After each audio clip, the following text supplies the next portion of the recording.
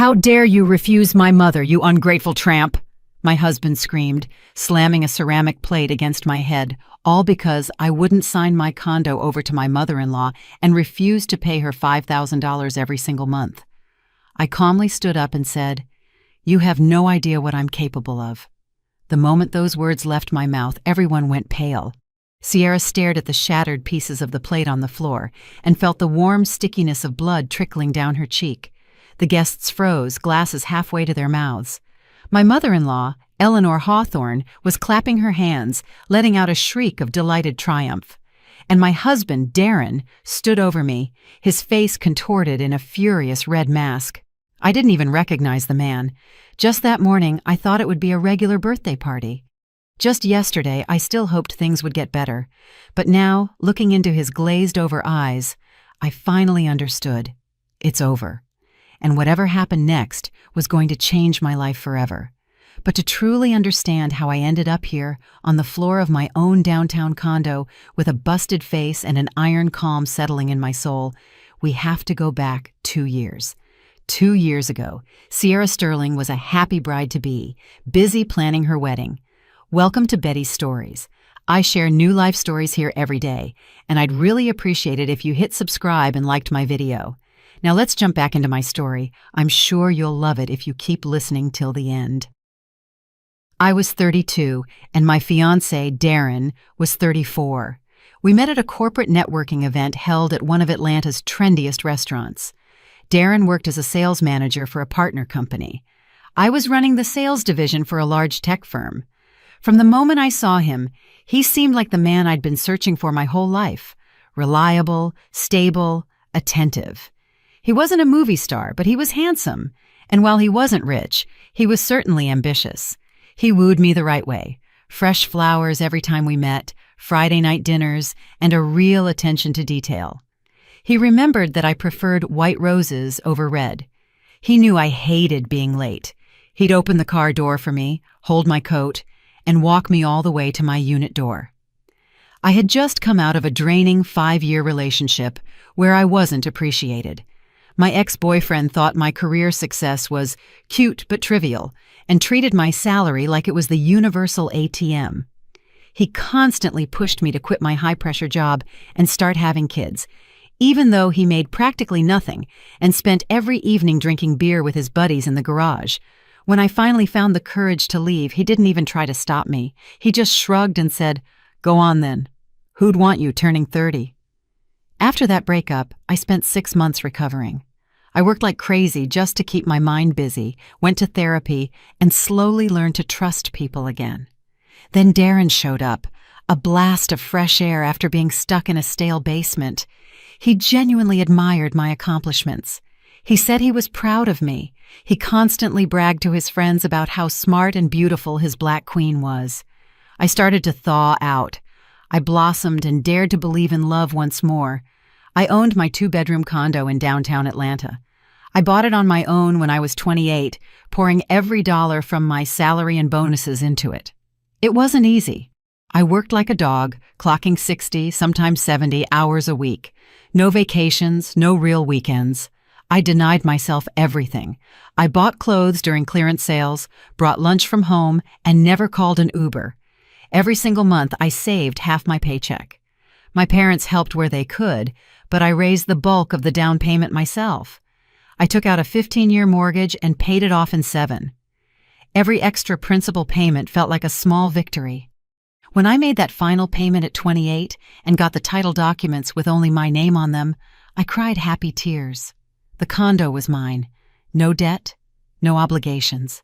It was my fortress, my independence, my greatest accomplishment. Every square foot of that place was earned through my blood, sweat, and tears. I remembered picking out the paint colors, wallpapering the guest room myself until 3 in the morning because I couldn't afford contractors. I bought furniture off Craigslist, restored and repainted it, and planted flowers on the balcony.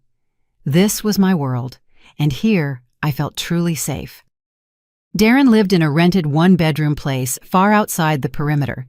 He claimed he was saving up for his own place, but it wasn't working out. His salary was average, and his expenses were high. He paid $1,800 in rent monthly, which didn't leave much for living. I didn't worry about it.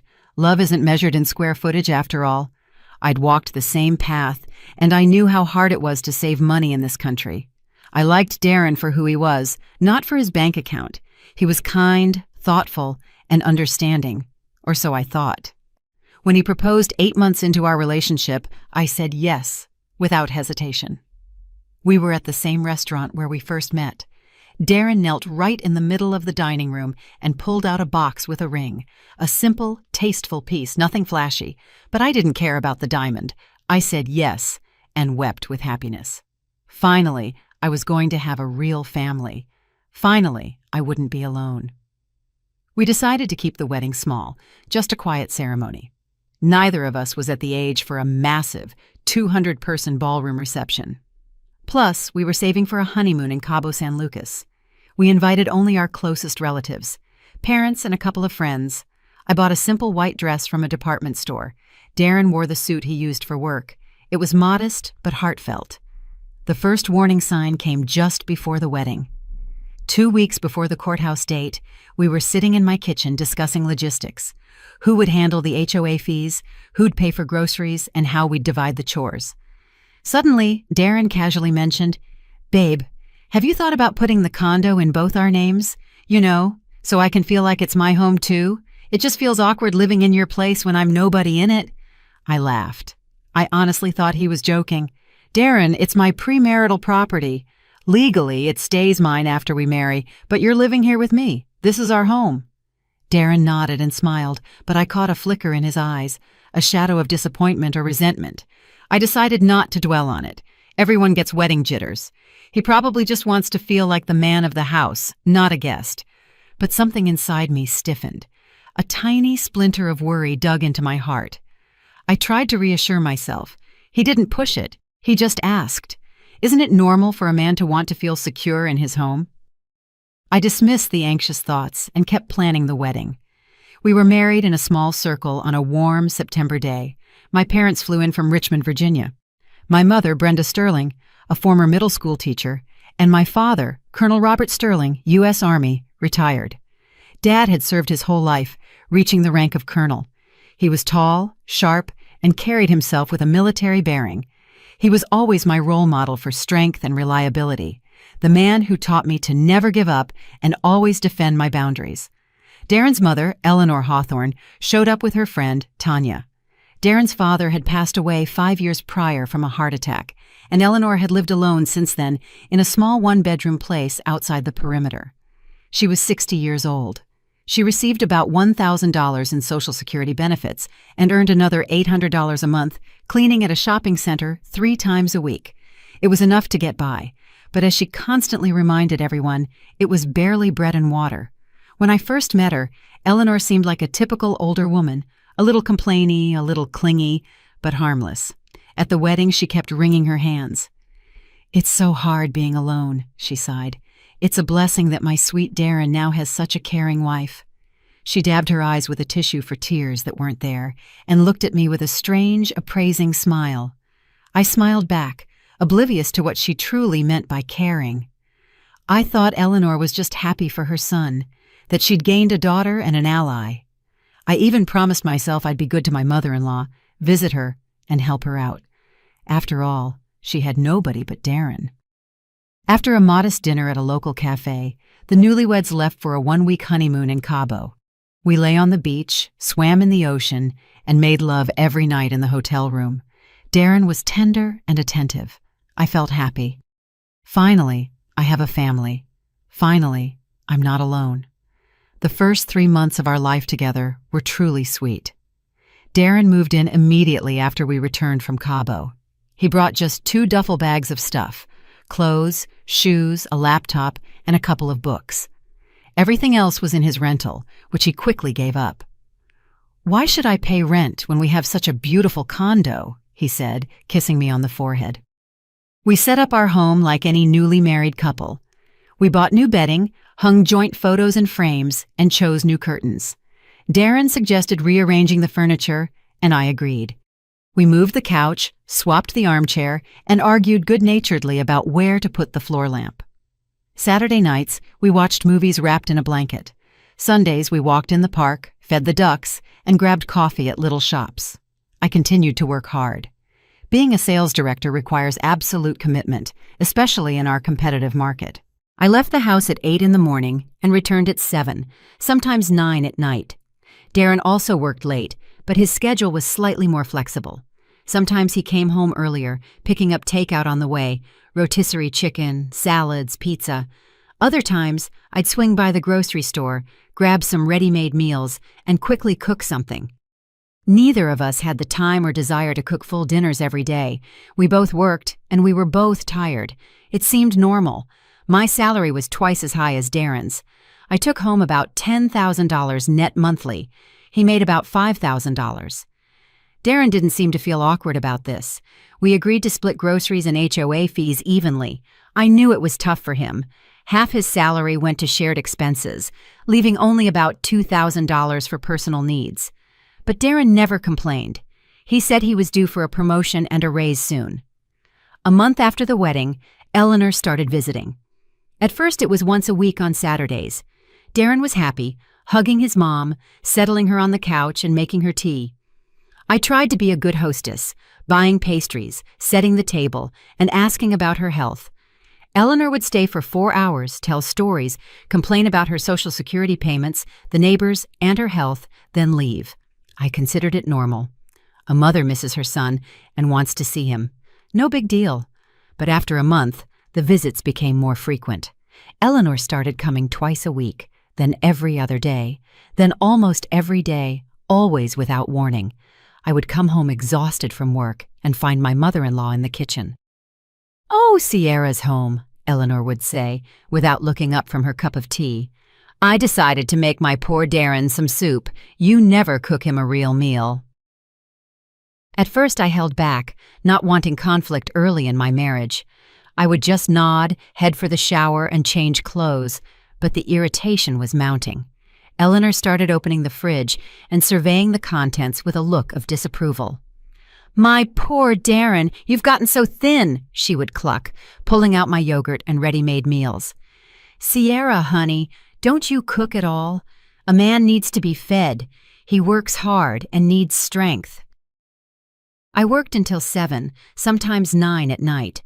I had neither the time nor the desire to cook stews and pot roasts every day. I earned more than my husband and provided for the family just as much, if not more, than he did.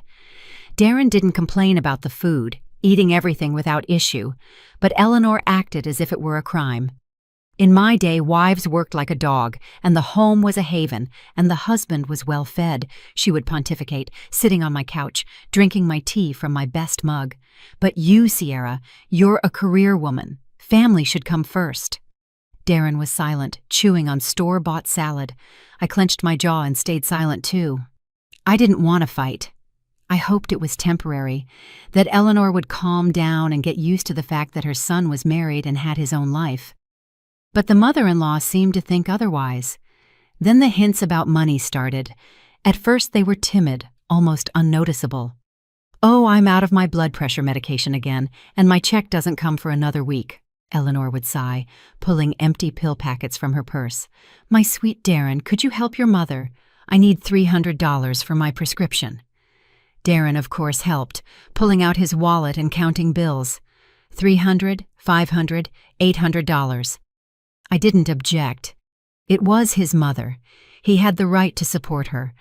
Eleanor truly had a modest income, and at 60, her health wasn't perfect. Helping parents is normal, but the amounts grew. After 3 months, Eleanor was openly saying, "Darren, I need $2,000 urgently. My water heater burst. I need to call a plumber." Then another $2,000 for a new winter coat, because her old one was completely worn out. Then $1,000 for a new television because the old one broke. Then $500 for new boots. Darren started racking up debt. His salary was $5,000. Half of that went to shared expenses.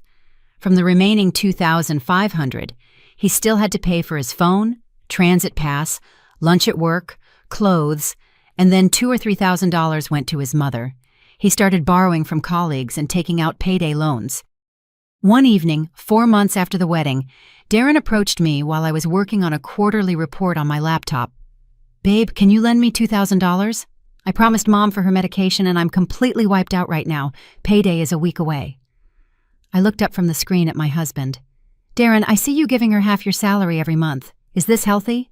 "She's my mother. She's having a hard time," Darren replied, avoiding my gaze.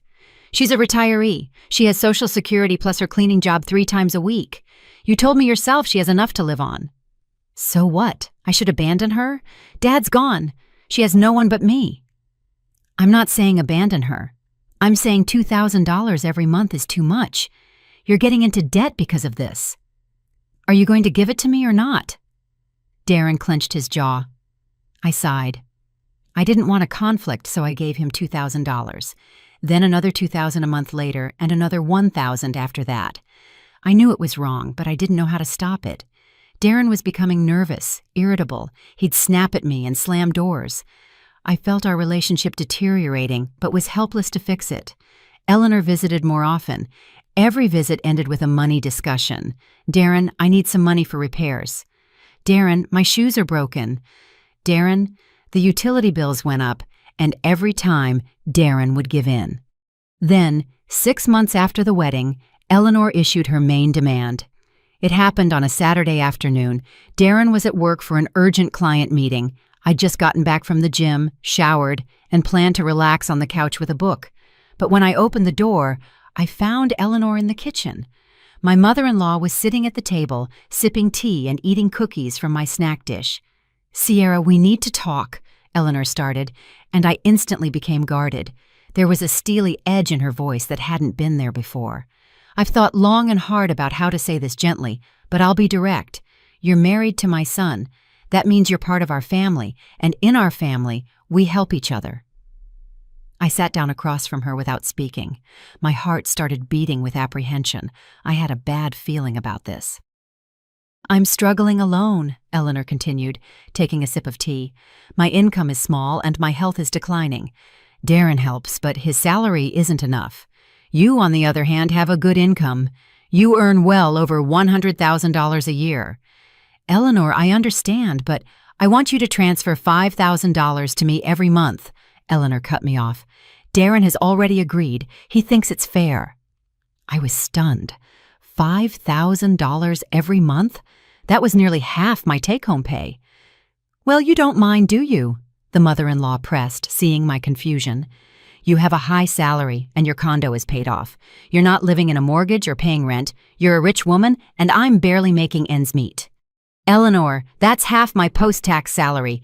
I have expenses too. HOA, utilities, groceries, clothes, makeup." "Makeup?" Eleanor sneered. "So that's it. You pamper yourself while your mother-in-law lives on bread and water?" "That's not what I meant. It's just that $5,000 is a huge amount." "It's huge for you, but it's a normal life for me. I'm not asking for $1 million, just $5,000. "Darren said you'd agree because you're a kind girl." I felt the anger boil up inside me. Darren had discussed this with his mother without me, promising her my money without even asking. "I need to think about it," I said flatly, "and talk to Darren."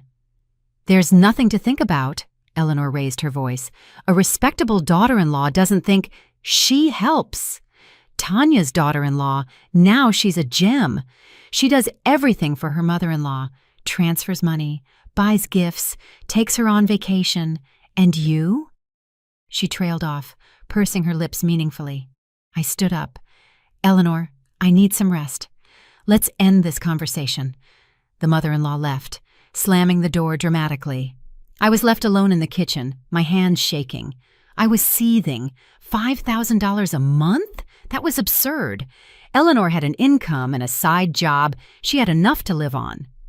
Why did she need another $5,000? When Darren returned from work that evening, I attacked him with questions before he even took off his jacket. "Darren, your mother was here today. She demanded I transfer $5,000 to her every month. Did you know about this?" Darren threw up his hands sheepishly. "Well, Mom asked. I said I'd talk to you. I thought you wouldn't mind." "I wouldn't mind giving up $5,000 every month? Darren, are you serious?" Babe, but you have it. You're not broke. It's not about being broke. It's an enormous amount of money. Your mother isn't starving, but she's struggling. She's alone. You see how she lives. Darren, she gets a check and works a part-time job. You constantly give her money. Why another $5,000? So she can live comfortably, travel, buy nice things. She sacrificed her whole life for me. She worked 3 jobs to raise me, denying herself everything. Now it's my turn to take care of her. I looked at my husband and didn't recognize him. Where was the charming, understanding man I married? Fine, I sighed. How about this? I'll give her $1,000 a month, temporarily, until she finds better work or until you get your raise. 1,000. Babe, that's nothing. It's not nothing. It's significant help. If you want her to have more, you pay it. We had a huge fight. Darren slammed the door and left to stay at his mother's place. He only came back in the morning, sullen and silent. I didn't sleep all night. For the first time, I had serious doubts about my marriage. From then on, I started transferring $1,000 to Eleanor monthly. The mother-in-law accepted the money with a sour look, hinting every time that it wasn't enough. $1,000, she'd say with the air of an insulted queen. Well, it's something. Darren was moody and silent. The atmosphere at home grew heavier. We barely spoke, each sitting in our own corner in the evenings, me with my laptop, him with his phone. Sex stopped completely. We stopped kissing in the mornings. We were strangers living under the same roof. Then came the visits without warning. Eleanor would show up at any time, day or night. Darren had given her a copy of the front door key without my knowledge. I would come home from work and find her in the kitchen, rummaging through the refrigerator. "Oh, Sierra's home," Eleanor would say without looking up. "I'm just checking what you two are eating. Nothing but processed food. Darren is going to get sick eating like this." Or she'd walk into the bedroom and dig through my drawers. "My God, look at all these clothes you have. And Darren is wearing old shirts. Aren't you ashamed?" I protested, but Darren always jumped to his mother's defense. "She's my mom. She can do that. Don't be so cold. She's just worried about us." One day I came home and found that Eleanor had completely rearranged the furniture in the living room. The couch was against a different wall, the armchair was by the window, and the rug was rolled up and tucked away. "It's cozier this way," the mother-in-law announced when I stood frozen in the doorway. "I know best. I'm older. I have taste." "Eleanor, this is my condo," I exploded. "It's our condo," she corrected me coldly. "Darren lives here. That means it's our condo. Or are you saying my son is a stranger here?" Darren again took her side. "Why are you freaking out over furniture? It looks fine." I started to feel like a stranger in my own home. Then, 1 year after the wedding, Eleanor presented her ultimate demand. It was a normal Wednesday evening. I came home exhausted. I'd spent the whole day in negotiations with a difficult client. Darren was on the couch watching football. I found Eleanor in the kitchen with her friend Tanya. Both were sitting at the table, drinking tea and eating candy from my dish. "Sierra, sit down," Eleanor commanded. "We need to discuss something important." I sat down, sensing that this was serious. "I've been quiet for too long, but I can't anymore," the mother-in-law began ceremoniously. "You live in a luxury 2-bedroom condo downtown, and I'm in a little 1-bedroom apartment in a rundown complex outside the perimeter with no elevator. It's unfair." I waited silently for her to continue, clenching my fists under the table. "I want you to sign this condo over to me, or to Darren. It doesn't matter. The main thing is that it officially belongs to our family, not just to you." I felt everything inside me turn to ice. "Eleanor, are you out of your mind? This is my premarital property." "So what? Darren is your husband. Everything the wife owns belongs to the husband. That's how it should be." Tanya nodded along. "She's right. My daughter-in-law signed everything over to my son right away. A good girl understands that family is one unit." I looked toward Darren. He was sitting in the living room, his back to the kitchen, but I knew he could hear everything. "Darren, are you hearing this? Say something."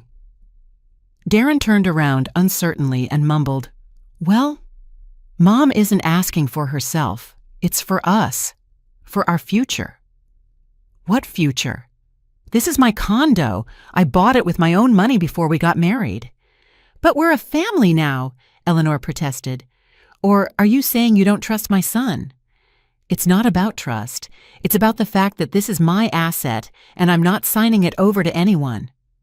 Aha, Tanya sneered viciously. So you don't trust him. You're afraid he'll take it. Take it? Who would take it? This is absurd. Eleanor stood up, her face flushed red. Absurd? You're an ungrateful, selfish person. My son married you and lives with you, and you won't even give him a corner of your own home. He lives here for free. I pay for everything. Then sign it over to him. If you love him, sign it over. I felt the rage boiling and freezing simultaneously.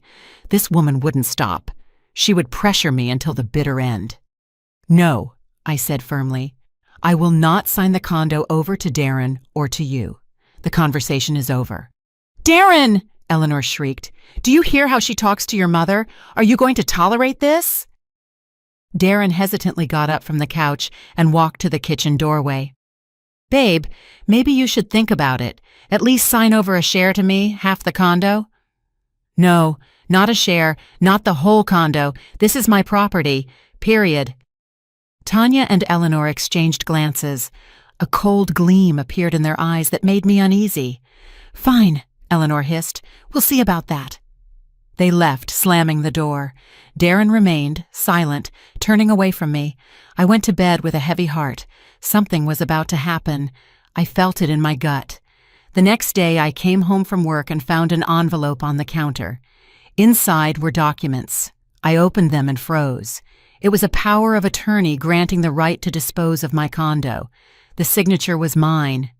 But I hadn't signed it. It was a forgery. I went cold.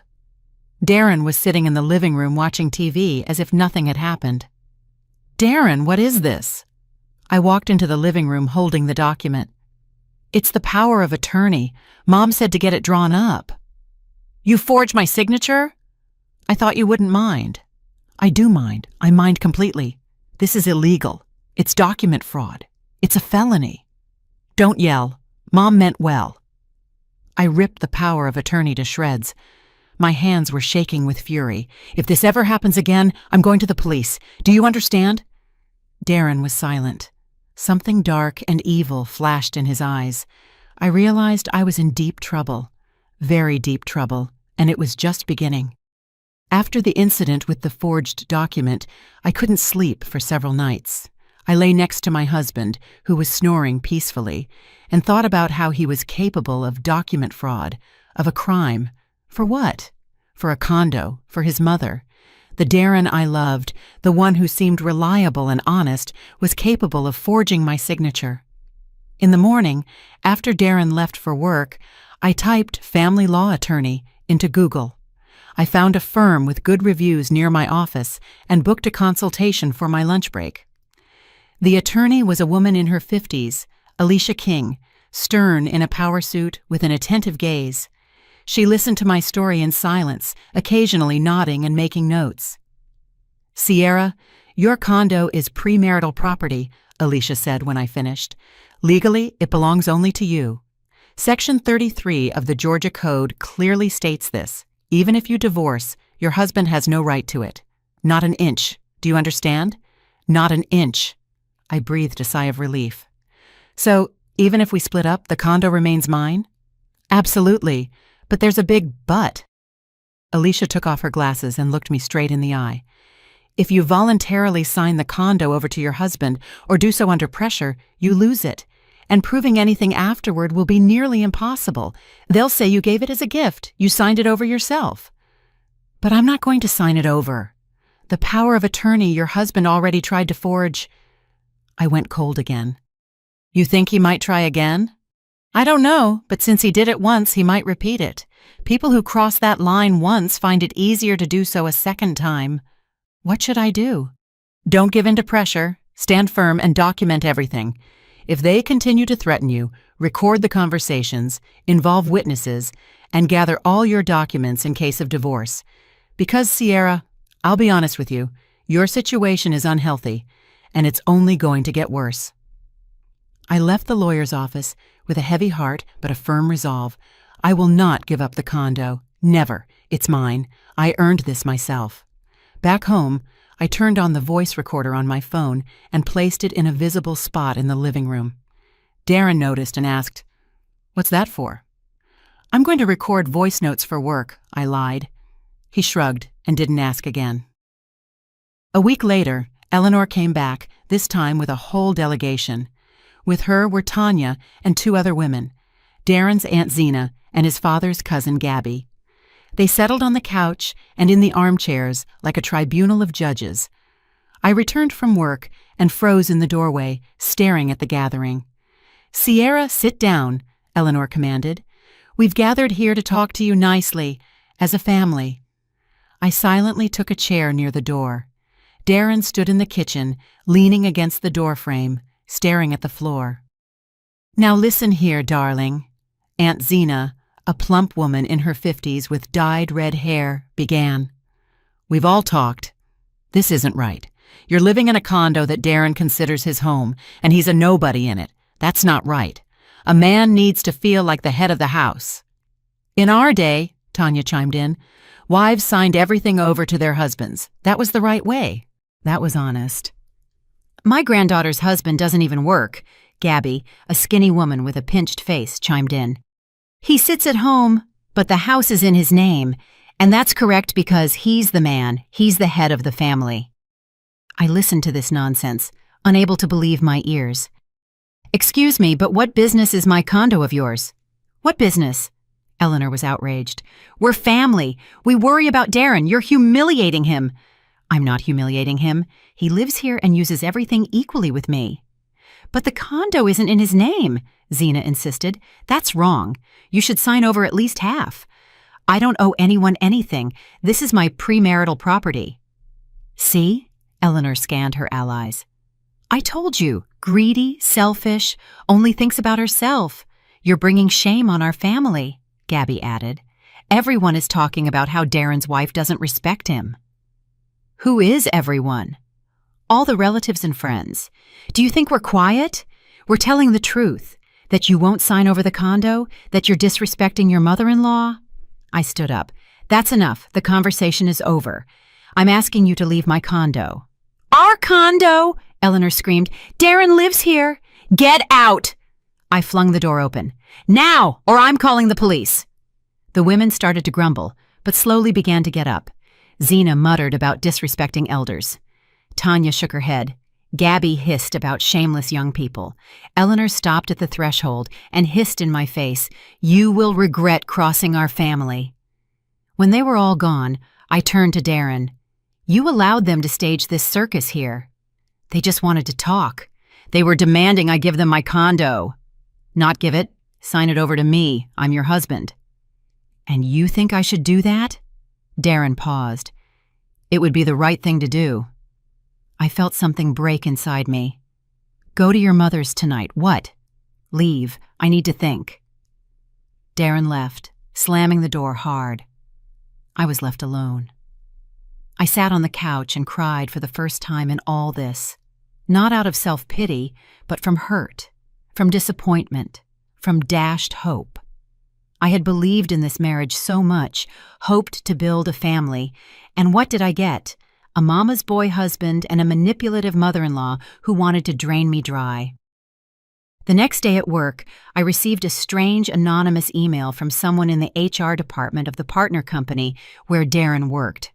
"Sierra, I know I shouldn't interfere, but I overheard your husband discussing with colleagues that he plans to hire a lawyer to sue you for a share of your condo. He claims he has grounds. Be careful. Sorry this is anonymous." I read the email 3 times. So he was already consulting lawyers. The pressure from his mother wasn't random. They were preparing for war. I went back to Alicia King, the attorney, and showed her the email. "Sierra, if your husband files for property division, he will lose," the lawyer reassured me.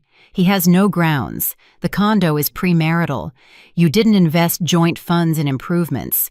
There were no renovations. He simply lived in it. That doesn't grant him ownership rights." But he might try to invent something. He might claim, for example, that he paid for renovations or bought furniture. Do you have proof that he didn't? All the furniture is mine, bought before the marriage. There were no renovations at all. Then you have nothing to fear. But just in case, gather all your documents, receipts for furniture if you saved them, bank statements proving you paid the HOA, everything that can prove he didn't invest. I went home and started gathering documents. Darren came back late that night.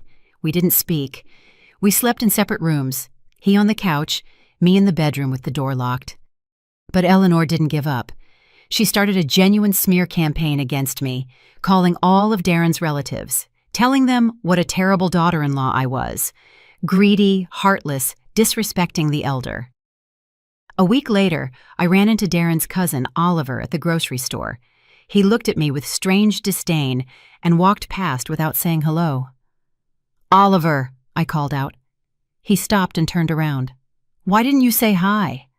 "Why should I greet someone who abuses an older woman?" "What? What are you talking about?" "Aunt Eleanor told everyone how you threw her out of your condo, how you refused to help, how you humiliate Darren. I don't want to talk to you." He turned and left. I stood in the middle of the street, my hands shaking. Eleanor was turning everyone against me, creating the image of a cruel, greedy daughter-in-law. At the next family gathering, where Darren dragged me for his Aunt Zena's birthday, I felt the full force of it. Everyone gave me the side-eye, whispering behind my back.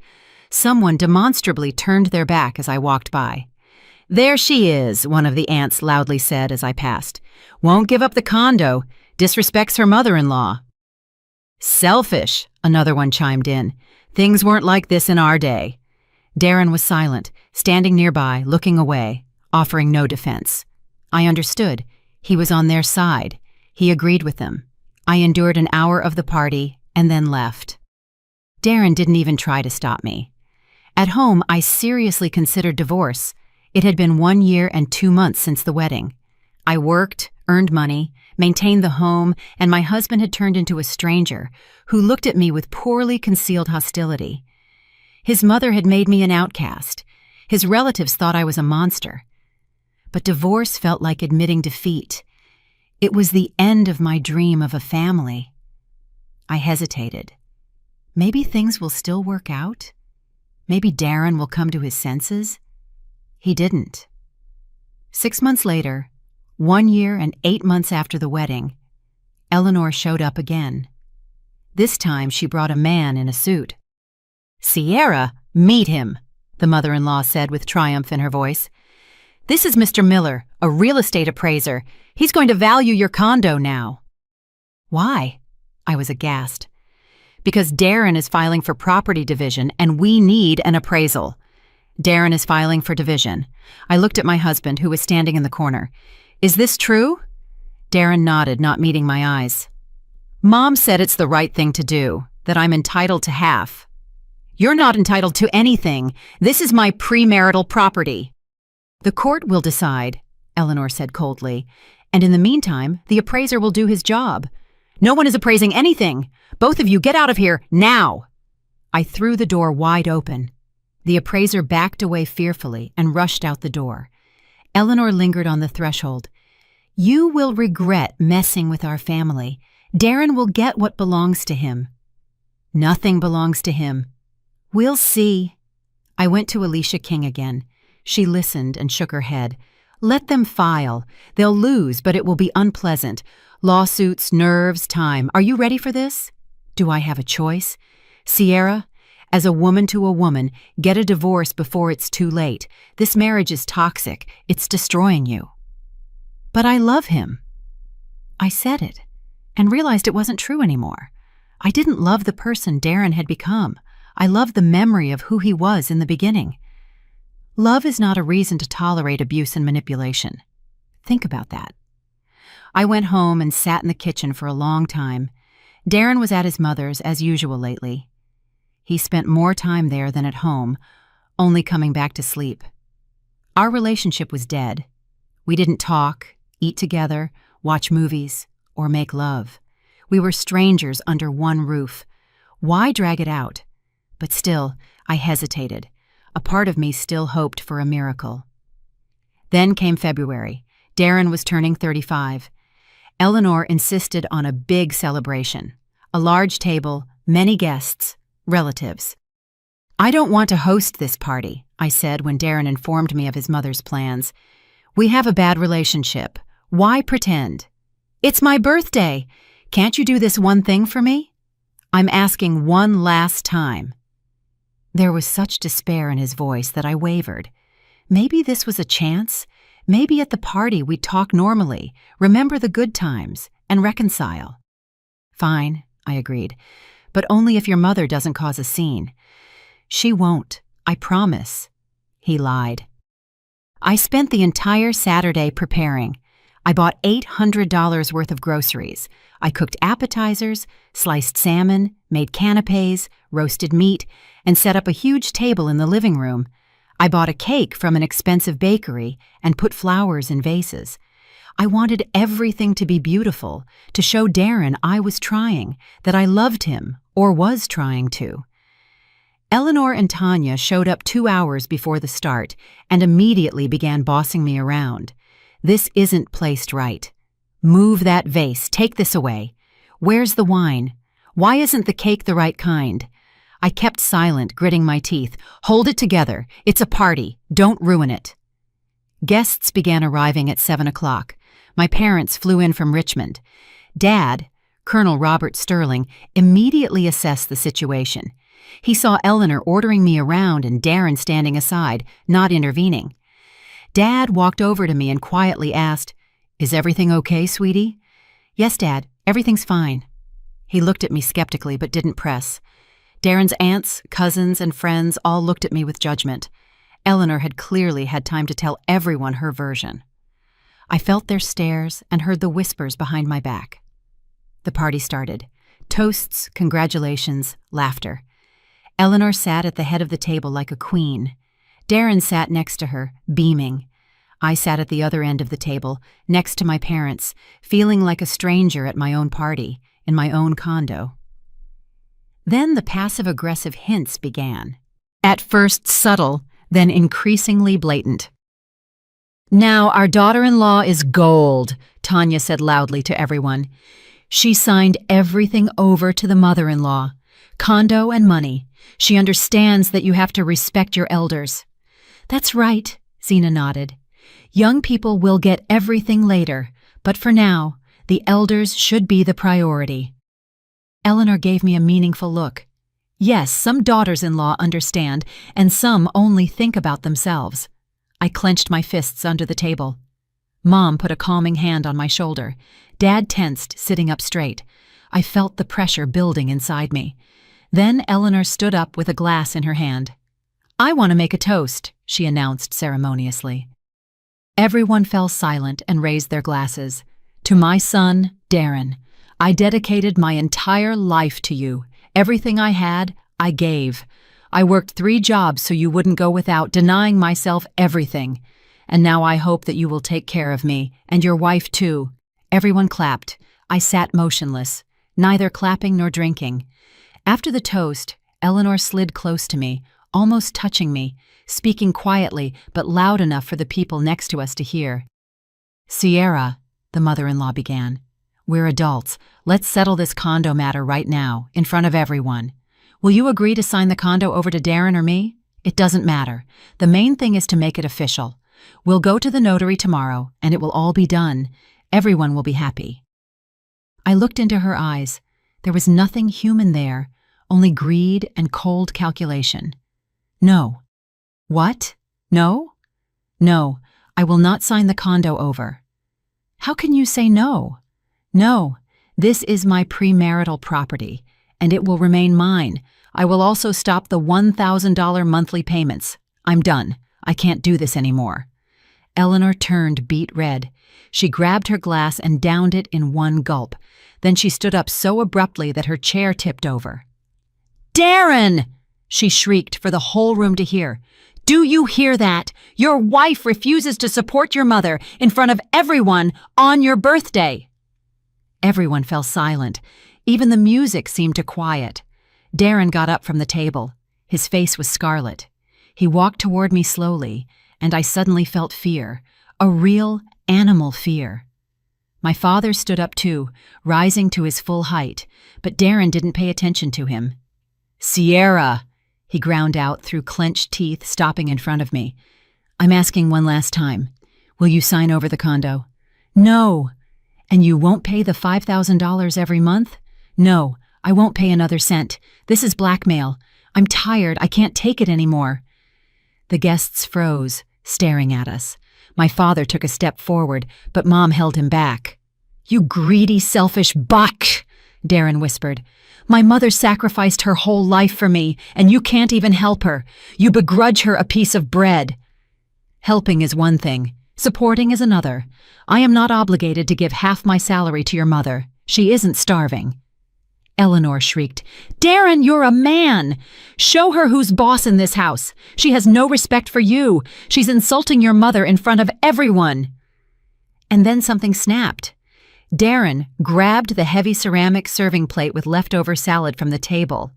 I didn't immediately grasp what he was doing, and by the time I did, it was too late. The blow was swift and forceful. Darren swung and smashed the ceramic plate with all his might against my head. There was a dull crack. The plate flew into pieces. I fell from the chair to the floor. A flash of blinding pain. Warm blood poured down my face, obscuring one eye. My ears were ringing and I felt dizzy. "How dare you refuse my mother, you ungrateful tramp!" Darren roared, standing over me. One of the guests gasped. The women screamed, but no one rushed to stop him. No one stood up for me. Everyone was paralyzed, frozen, and Eleanor started clapping her hands. She clapped and shrieked with delight. "That's right, Darren. That's the way. Show her. That's how you train disobedient wives." Tanya nodded with a satisfied smile.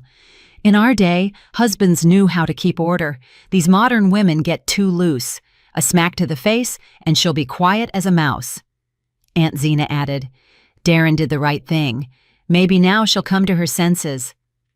I lay on the floor, my face covered in blood, my head throbbing. But strangely, inside me, there was absolute stillness, an icy, crystalline calm.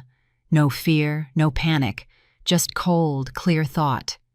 I slowly lifted my head and looked at my husband, who was standing over me, his face red and distorted, breathing heavily. I looked at his mother, still clapping her hands. I looked at the guests, who were silent, looking away, chewing their salad as if nothing had happened.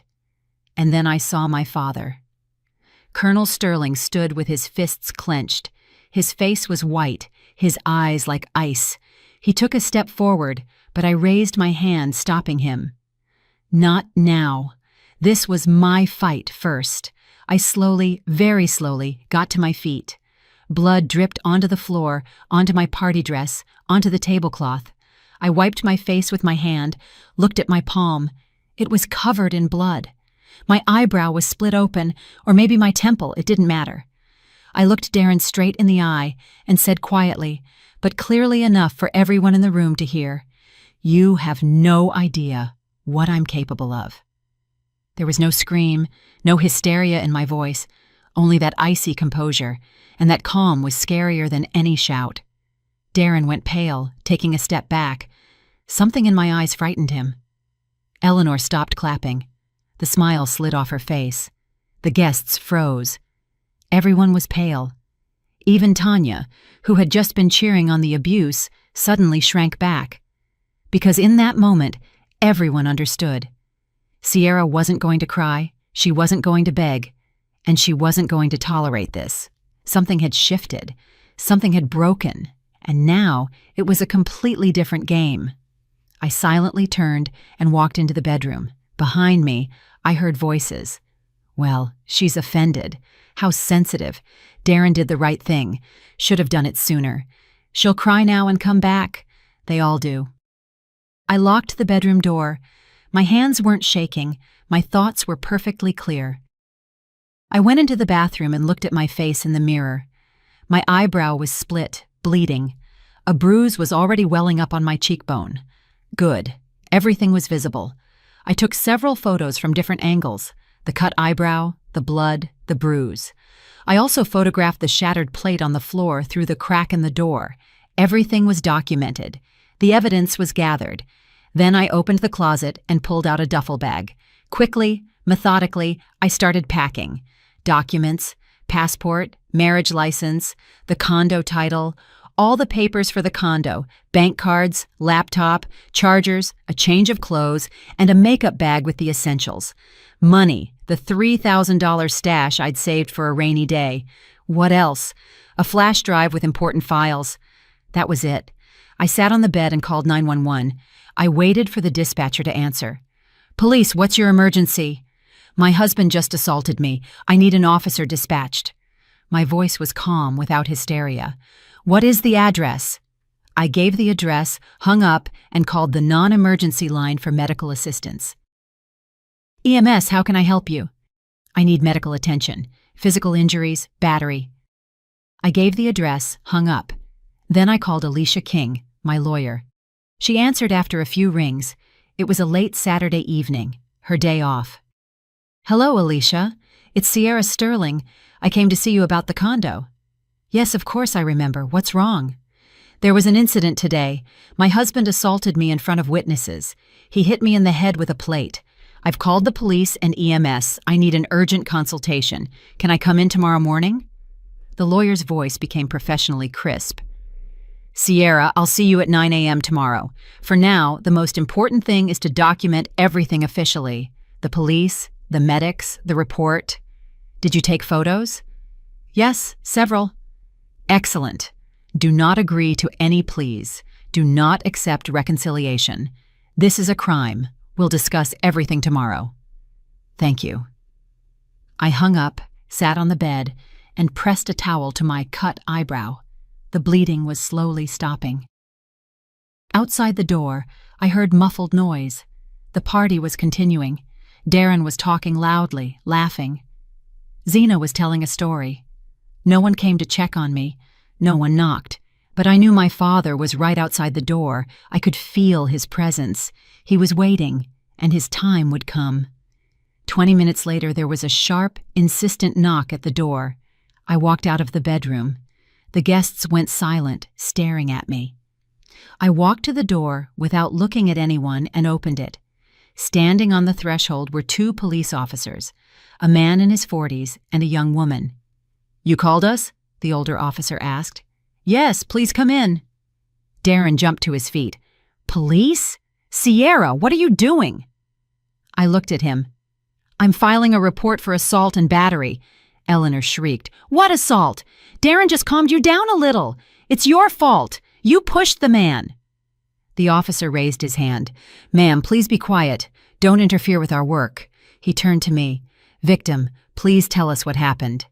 Calmly, clearly, and without emotion, I recounted how my husband demanded I sign over the condo, how I refused, how he grabbed the plate and hit me on the head, how the plate shattered, and how his mother clapped and shouted, "That's right!" "The witnesses are right there," I said, pointing to the guests at the table. "They all saw it." The police began to take notes. Darren went pale. "Sierra, you're not going to— It was just a fight, a family matter." "It is not a family matter," I replied coldly. "It is a crime. Battery is a crime." The doorbell rang again. I opened it. The paramedics had arrived. The EMT, a woman in her 50s, came in and examined me. Laceration to the eyebrow, approximately 2 centimeters long. Contusion of the soft tissues of the head. Hematoma in the temporal area about 4 by 5 centimeters, she stated, writing in her chart. "You need to go to the emergency room first thing tomorrow morning to get an official medical report of battery. It's important for court." "I will." I nodded. The EMT cleaned the wound, applied a bandage, and gave me instructions for documentation. The police were filling out the report, questioning the witnesses. Darren's aunts mumbled something incoherent, trying to avoid eye contact with the officers. "Well, we didn't exactly see it. The music was loud. Maybe she fell herself?" Tanya was silent, staring into her plate. Eleanor was screaming, "It's all lies! Darren didn't hit her. She fell on her own. She's making it all up. She wants to frame him." The officer noted dryly, Ma'am, there are witnesses. There is medical confirmation. There is a laceration and a hematoma, and there are shards of a broken plate.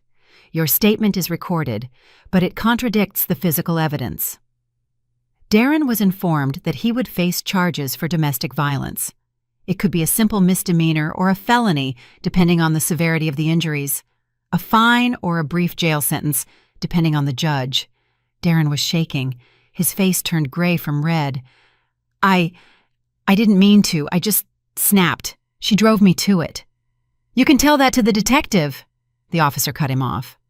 The guests began to leave quickly, silently, without saying goodbye or making eye contact. The aunts grabbed their purses and scurried out the door. The cousins vanished in a minute. Tanya and Zena left without even saying goodbye to Eleanor. The party was over. When almost everyone had left, only I, my parents, Darren, Eleanor, and the police officers remained, finishing up the report. Then my father stepped forward. Colonel Robert Sterling had been silent all this time, standing by the wall, arms crossed, watching his daughter get hit, watching the mother-in-law cheer, watching the guests chew their salads, watching the police fill out the report. He was silent, but I knew he was remembering everything, every face, every word. Now he moved, slowly, deliberately, with military precision, tall, fit, and gray-haired, the bearing of a general. The police officers involuntarily straightened up when they saw him. Dad walked right up to Darren and looked down at him. Darren tried to step back but hit the wall. "Did you do that?" Dad asked quietly, nodding toward my bloody face. Darren opened his mouth but couldn't say anything. He just nodded, barely perceptibly. "Quiet," Dad said. His voice was soft, but everyone froze. Even the police stopped writing. "We're going outside." It wasn't a question. It was an order, a colonel's order that could not be disobeyed. Dad grabbed Darren by the collar of his shirt and dragged him toward the door. Darren tried to break free, but the grip was iron.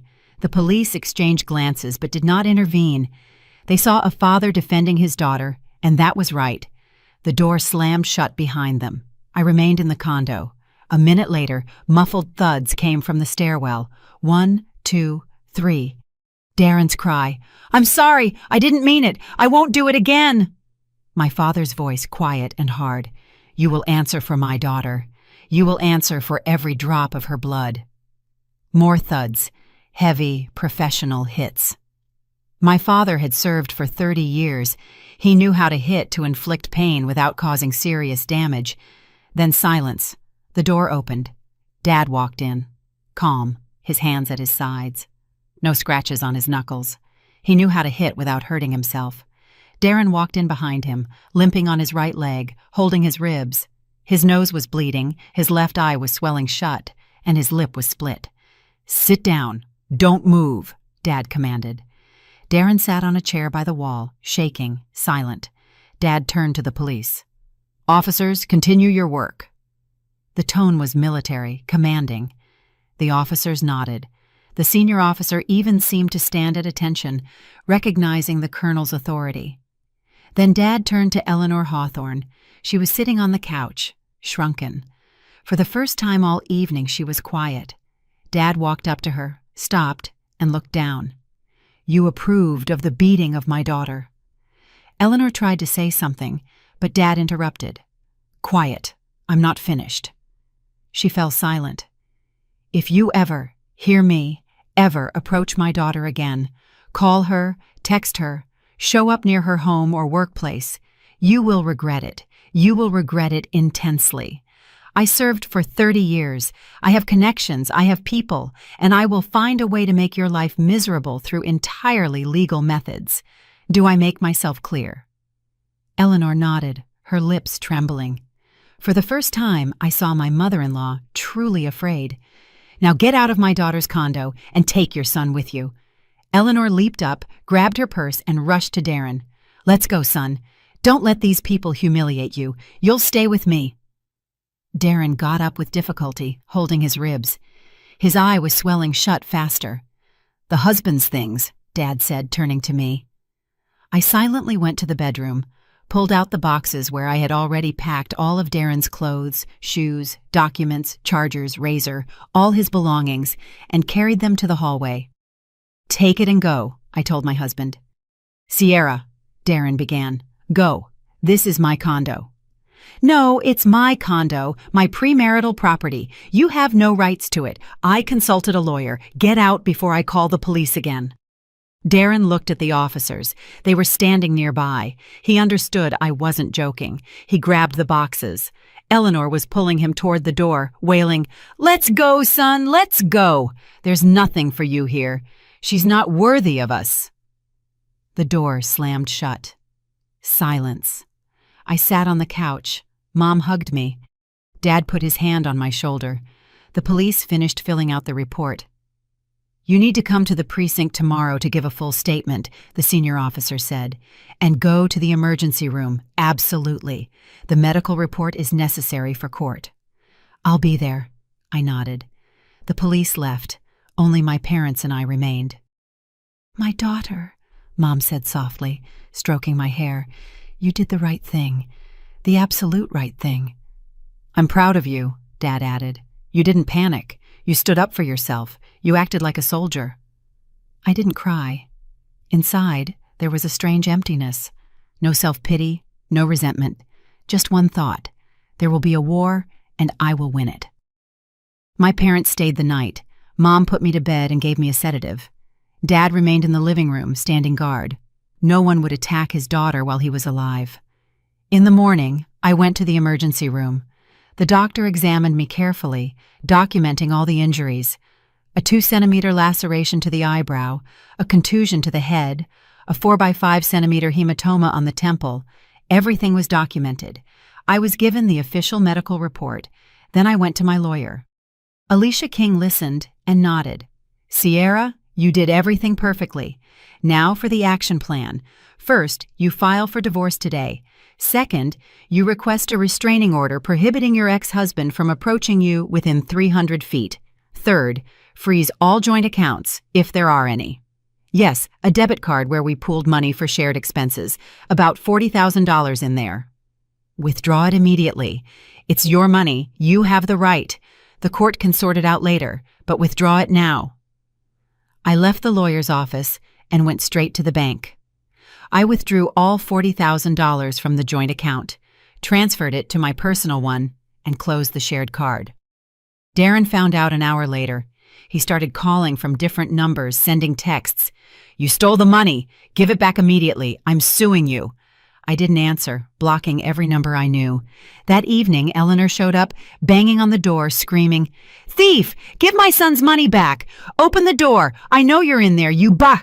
I called the police. A patrol officer arrived, wrote up a report for disturbing the peace, and issued Eleanor a warning. "Ma'am, if this happens again, we will file charges. Leave this woman alone." Eleanor left, cursing me every step of the way. The next day, Monday, I filed for divorce. In the reason section, I wrote, "Domestic violence." I attached copies of the police reports, the medical certificate, and the photos of the abuse. The judge set a hearing for a month later. I also filed for the emergency restraining order, demanding Darren be prohibited from coming closer than 300 feet to me. The court reviewed the petition immediately and granted it. Darren was officially forbidden from contacting me or appearing near my home or workplace. But Darren didn't calm down. He started staking out my office and my condo building. I called security or the police every time. After the third violation of the restraining order, Darren was issued a $1,000 fine and warned, next time, it would be jail time. Eleanor tried to reach my parents. She found their phone number and called, complaining, "Your daughter destroyed my family. She threw my son out of his home. She stole our money." My mother listened calmly and replied, "Eleanor, my daughter is protecting herself from an abuser. Your son hit her in front of witnesses. If you don't stop calling, I will contact the police." The mother-in-law never called again. Darren tried to claim a stake in the condo through the court, filing a lawsuit for property division, demanding half the condo, arguing that they were married, and he had contributed to the upkeep of the property. I arrived at the courthouse with Alicia King. The lawyer tore apart Darren's arguments. "Your Honor," Alicia stated, standing at the podium, "the condo was acquired by the plaintiff before the marriage. It is her premarital property. According to Georgia law, property owned by each spouse before entering into marriage is considered their separate property and is not subject to division." Darren tried to object. "But I lived there. I paid the HOA fees." The defendant failed to provide a single piece of evidence that he contributed to the improvement of the condo, Alicia continued. Utility and HOA payments were primarily made by the plaintiff, as confirmed by bank statements. No major renovations or reconstruction occurred during the marriage. Furniture and appliances were purchased by the plaintiff before the marriage, as confirmed by receipts and invoices. The judge reviewed the documents, looking at Darren with thinly veiled contempt. "The motion is denied. The condo is the sole property of Ms. Sierra Sterling and is not subject to division. Next case." Darren walked out of the courtroom, gray-faced. Eleanor clutched her heart, wailing, "How can this be? How can this be? He was her husband. How is the condo not his?" But they didn't give up. A week later, Eleanor showed up at my work. She slipped past security and burst into my office. "You ruined my son's life," she screamed, waving her hands. "He's sleeping on the floor in my tiny apartment. He has nowhere to live. Give him the condo back." I pressed the security button. "Eleanor, leave the building immediately or I'm calling the police." "I won't leave until you give him the condo back." Security arrived and forcibly escorted the mother-in-law out. I filed a police report for harassment and threats. Eleanor was issued an official warning. The next time will result in criminal charges. A month passed. Darren was still at his mother's. I learned from a mutual acquaintance that they fought constantly. Eleanor would scream at her son, "You're a burden, not a provider. You lost a rich wife with a condo and now you're living off my retirement check." Darren tried to find work, but he kept getting fired. He started drinking, snapping at colleagues, being late, and missing work. His reputation was ruined. I kept living, working, and healing. I returned to my empty condo, but that emptiness was mine, safe and peaceful. I did some light remodeling, changed the wall colors in the living room, bought a new couch, and hung new art, erasing all traces of Darren. Every new detail was like a breath of freedom. 2 months after the divorce hearing, the final decree was issued. The judge reviewed the documents, the police reports, the medical certificate, and the photos of the abuse. My parents testified, confirming they witnessed the assault. "The marriage is dissolved," the judge announced. "Property is not divided. All premarital property remains with Ms. Sterling. The defendant has no rights to the plaintiff's condo." Darren didn't receive a single dollar. I received the divorce certificate and felt a massive wave of relief. It was over. I was free. Darren called a few more times from strange numbers, begging for forgiveness, pleading for money, crying into the phone. "Babe, I didn't mean to. I love you. Give me one more chance." I hung up every time. I wasn't angry or happy about his suffering. I just felt absolute indifference. That man was a stranger to me. Eleanor spread rumors among the relatives. "Sierra is a wicked woman. She destroyed my family. She tricked my son. She stole his condo." But no one listened anymore. Everyone knew the truth. Her son had assaulted his wife in front of witnesses, and the wife had protected herself. Everything was legal. Everything was fair. 3 months after the divorce, Darren was fired from yet another job. He drank more and more, visibly degenerating. Eleanor couldn't take it. "You're a leech, not a crutch," she screamed at him, according to her neighbor Tanya, who told mutual friends. "I wasted my life on you, and you accomplished nothing. You lost a rich, smart wife, and now you're sitting on my neck and drinking my retirement money." Darren eventually left his mother's place, renting a room in a boarding house for $600 a month, scraping by on odd jobs, sinking further. I, however, moved forward. I was promoted at work. I was named Vice President of Sales. My salary jumped to $15,000 a month. I started saving, planning my future. I thought about buying a second condo to rent out or opening my own small business. My parents were proud of me. My father put it simply, "Daughter, you are a true fighter. You didn't break. You won." And I did win. I won my freedom, my independence, and my right to live the way I wanted, not the way someone else demanded. I never again allowed anyone to manipulate me. I never allowed anyone to violate my boundaries. I learned the lesson.